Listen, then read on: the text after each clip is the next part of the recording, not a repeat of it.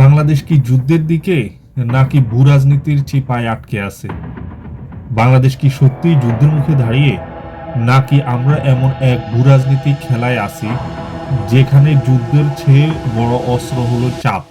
আজ প্রশ্নটা যুদ্ধের না, প্রশ্নটা অস্ত্র কেনার, প্রশ্নটা কূটনীতি, প্রশ্নটা বেঁচে থাকার কৌশল। বাংলাদেশ কি সত্যি যুক্তরাষ্ট্র থেকে F-16 কিনবে, নাকি যুক্তরাষ্ট্রের Z-10C যথেষ্ট? হিমার্স নিলে কি ATACMS দিবে যুক্তরাষ্ট্র? আগে জানুন হিমার্স কি।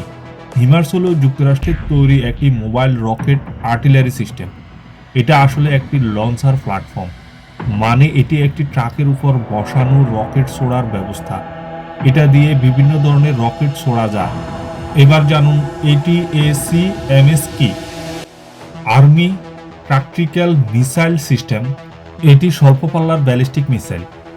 এটা হিমার্স বা বড় M270 লঞ্চার থেকে ছোড়া যায়। রেঞ্জ প্রায় 300 কিলোমিটার পর্যন্ত ভার্সন ভেদে। গভীর লক্ষ্যবস্তুতে আঘাত করা যায়, যেমন এয়ারবেস, রাডার স্টেশন, সামরিক ঘাঁটি, লজিস্টিক ডিপো। এখন প্রশ্ন হলো, বাংলাদেশ কিসের জন্য প্রস্তুতি নিচ্ছে? বাংলাদেশ আবার কার কাছে খুব চাপে আছে? বাংলাদেশ কি সামরিকভাবে চাপে আছে, নাকি কৌশলগতভাবে? বিশ্লেষণ 1, বাংলাদেশ কেন চাপে আছে? বাংলাদেশ ভৌগোলিকভাবে একটি সংকীর্ণ করিডোর রাষ্ট্র। বাংলাদেশের পশ্চিমে ভারত, পূর্বে ভারত, দক্ষিণে বঙ্গোপসাগর, উত্তরে ভারত। বাংলাদেশ এমন একটি দেশ যেখানে বড় শক্তির প্রভাব এড়ানো কঠিন। একদিকে যুক্তরাষ্ট্র চায় বাংলাদেশ তার নিরাপত্তা বলয়ের অংশ হোক, অন্যদিকে চীন দীর্ঘদিন ধরে বাংলাদেশের সামরিক সরঞ্জামের প্রধান সরবরাহকারী। ভারত চায় বাংলাদেশ স্থিতিশীল থাকুক, কিন্তু তার নিরাপত্তা উদ্বেগও বজায় থাকুক। এই ত্রিভুজের মাঝখানে দাঁড়িয়ে আছে বাংলাদেশ। এটাই চিপা। বিশ্লেষণ 2, ভারতের সাথে বাংলাদেশের যুদ্ধের বাস্তবতা। বাস্তব কথায় যদি বলি, বাংলাদেশ ও ভারতের মধ্যে পূর্ণাঙ্গ যুদ্ধের সম্ভাবনা কতটুকু? যদি ভারতের দিক থেকে বলি, ভারত একটি পরাশক্তি, আঞ্চলিক পরাশক্তি। বিশাল অর্থনীতি, বিশ্বের অন্যতম বৃহৎ সেনাবাহিনী, বৃহৎ বিমান বাহিনী, সামরিক শিল্পভিত্তিক কারখানা। বাংলাদেশের সামরিক শক্তি প্রতিরক্ষামূলক, অফেন্সিভ প্রজেকশন নয়। আগে জানবো প্রতিরক্ষামূলক মানে কি। প্রতিরক্ষামূলক সামরিক শক্তির মানে হলো নিজের সীমান্ত রক্ষা করা, আকাশসীমা ও সমুদ্র সীমা পাহারা দেওয়া, শত্রুর আক্রমণ ঠেকানো, দ্রুত প্রতিরোধ গড়ে তোলা। এখন জানবো অফেন্সিভ প্রজেকশন মানে কি। অফেন্সিভ প্রজেকশন বা পাওয়ার প্রজেকশন মানে হলো নিজের ভূখণ্ডের বাইরে সামরিক শক্তি প্রদর্শন করা, দূরের দেশে আঘাত করার সক্ষমতা রাখা, বিদেশে ঘাঁটি রাখা, আঞ্চলিক আধিপত্য দেখানো। উদাহরণ হিসেবে আমরা বলতে পারি যুক্তরাষ্ট্র, চীন, রাশিয়া, এরা হাজার হাজার কিলোমিটার দূরে গিয়ে সামরিক অভিযান চালাতে পারে। এটাই অফেন্সিভ প্রজেকশন। বাংলাদেশের কৌশল তাহলে কি হতে পারে?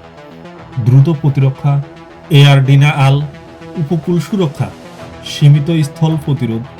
কিন্তু বাংলাদেশের সাথে সরাসরি সংঘর্ষ হলে ভারত সংখ্যায় ও প্রযুক্তির দিক থেকে এগিয়ে থাকবে।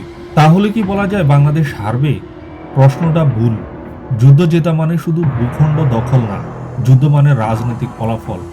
ভারতের জন্য বাংলাদেশের পূর্ণাঙ্গ যুদ্ধের রাজনৈতিক মূল্য অত্যন্ত বেশি। আন্তর্জাতিক চাপ, অর্থনৈতিক ক্ষতি, আঞ্চলিক অস্থিতিশীলতা, সবকিছু মিলিয়ে এটা যৌক্তিক নয়। অর্থাৎ যুদ্ধে হারার সম্ভাবনা খুবই কম। বিশ্লেষণ 3, মায়ানমারের সাথে উত্তেজনা। মিয়ানমার অস্থিতিশীল, রোহিঙ্গা সংকট, সীমান্ত উত্তেজনা। কিন্তু বাস্তবতা হলো মিয়ানমার বর্তমানে নিজের ভিতরেই বিভক্ত। বাংলাদেশের সাথে বড় যুদ্ধ শুরু করার সক্ষমতা তাদের সীমিত। এখানে সংঘর্ষ হলে সেটা হবে সীমান্ত ভিত্তিক, পূর্ণাঙ্গ যুদ্ধ না। বিশ্লেষণ 4, তাহলে যুক্তরাষ্ট্র কি চায়? যুক্তরাষ্ট্র সরাসরি বাংলাদেশকে যুদ্ধের দিকে ঠেলে দিতে চায়। এমন বলা সহজ, কিন্তু বাস্তবতা আরো জটিল। যুক্তরাষ্ট্র চায় বাংলাদেশ যেন চীনের উপর অতি নির্ভরশীল না হোক। যুক্তরাষ্ট্র বাংলাদেশে তার প্রভাব ধরে রাখার জন্য সে চায় F-16 ব্লক 70 অথবা 72 মডেলের যুদ্ধ বিমান বাংলাদেশ যেন তাদের কাছ থেকে কিনে। এখন আমরা আসি F-16 মানে কি। এফ ফাইটার যুদ্ধ বিমান 16 এই সিরিজের মডেল। F-16 বহু দশক ধরে ব্যবহৃত একটি সফল মাল্টি রোল যুদ্ধ বিমান। আর ব্লক মানে, ব্লক বলতে বোঝে আপগ্রেড ভার্সন বা সংস্করণ, যেমন ব্লক 15 পুরনো, ব্লক 30, ব্লক 40, ব্লক 50 মাঝামাঝি আপগ্রেড, ব্লক 70, ব্লক 72 সবচেয়ে আধুনিক সংস্করণ। মানে ব্লক 70 অথবা ব্লক 72 হলো F-16 এর নতুন প্রজন্মের উন্নত সংস্করণ। এখন আমরা জেনে নিই 70 আর 72 এর পার্থক্য কি। দুটো পায় একই যুদ্ধ বিমান, মূলত পার্থক্য শুধু ইঞ্জিনে। এখন আমরা জানবো এই সংস্করণে কি কি নতুন। আধুনিক AESA রাডার, বড় ডিজিটাল ককপিট, উন্নত ইলেকট্রনিক ওয়ারফেয়ার সিস্টেম, দীর্ঘ সার্ভিস লাইফ প্রায় 12,000 ফ্লাইট ঘন্টা, আধুনিক মিসাইল ও প্রিসিশন বোমার ব্যবহারের সক্ষমতা। সহজ ভাষায় বলতে গেলে এটা পুরনো F-16 না, এটা আপগ্রেডেড, স্মার্ট, শক্তিশালী সংস্করণ। আমেরিকার আরেকটি বিক্রয়ের উদ্দেশ্য হিমার্স, উন্নত প্রতিরক্ষা প্যাকেজ। এসবের মাধ্যমে তারা কৌশলগত গভীর সম্পর্ক তৈরি করতে চায়। কিন্তু যুক্তরাষ্ট্র কখনোই বাংলাদেশের জন্য ভারতের বিরুদ্ধে অবস্থান নেবে না। ভারত তাদের ইন্দো প্যাসিফিক কৌশলের কেন্দ্র। অর্থাৎ বাংলাদেশ যদি ভারত যুক্তরাষ্ট্র সংঘাত কল্পনা করে থাকে, তা বাস্তবসম্মত না। বিশ্লেষণ 5, চীন ফ্যাক্টর। বাংলাদেশের সবচেয়ে বড় সামরিক সরঞ্জাম আসে চীন থেকে। J-10C যদি আসে, এটা শুধু একটি ফাইটার না, এটা একটি কৌশলগত বার্তা। কিন্তু চীনও বাংলাদেশকে ভারতের বিরুদ্ধে সরাসরি যুদ্ধে ঠেলে দিবে না, কারণ তারা চায় প্রভাব, অস্থিরতা চায় না তারা। বিশ্লেষণ 6, তাহলে এখন বলতে পারি বাংলাদেশ কি জিততে পারবে? যদি প্রশ্ন করি বাংলাদেশ কি ভারতের বিরুদ্ধে যুদ্ধ জিততে পারবে, সামরিক শক্তির হিসেবে না। কিন্তু যদি প্রশ্ন করি বাংলাদেশ কি নিজেকে রক্ষা করতে পারবে, উত্তর হ্যাঁ, সীমিত সময়ের জন্য। কিন্তু আসল প্রশ্ন, বাংলাদেশ কি যুদ্ধ চায়? বাংলাদেশের অর্থনীতি রপ্তানি নির্ভর, যেমন গার্মেন্টস, রেমিটেন্স, সমুদ্র বন্দর।